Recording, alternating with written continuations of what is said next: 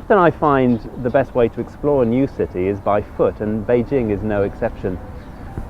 We get a lot of bad publicity here about the pollution, and there are many bad days, but there are good days as well, and during those days I like to try and take off by foot and explore the city using the myriad of lakes and canals and rivers that are dotted around the city that allow you to see a very different side and means that you don't encounter so much traffic.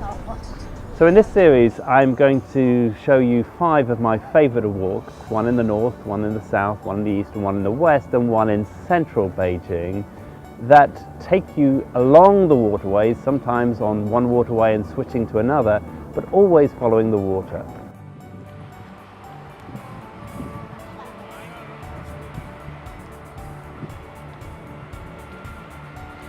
Although the history of the city goes back more than 3,000 years, it was Kublai Khan, the grandson of the great Genghis Khan, who introduced a lot of the new water to the city, and it was from his infrastructure that we now get many of the waterways.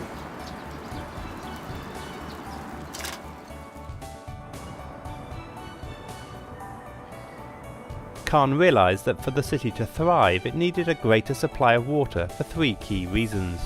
Firstly, the lotus pools that had sustained the city for the previous 2,000 years had a limited water supply, and that would constrain the city's growth.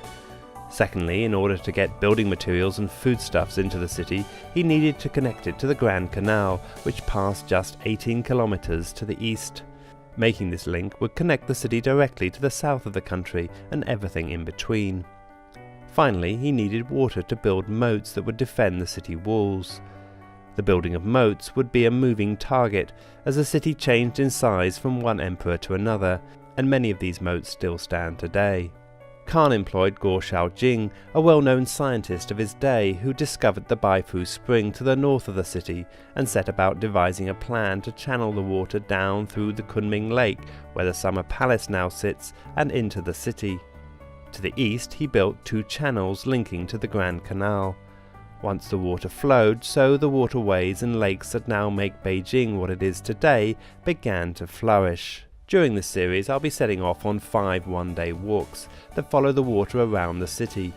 In the first I started in the centre, walking the lakes and moats within the second ring road. In the second I start out at the Summer Palace and follow the canals that run west of the city, linking the Kunming Lake with central Beijing. In the third and fourth I walk partway along the eastern canals that connect the city with the Grand Canal, and in the last episode I walk a northern loop following moats that demarcated several different eras of the city's history.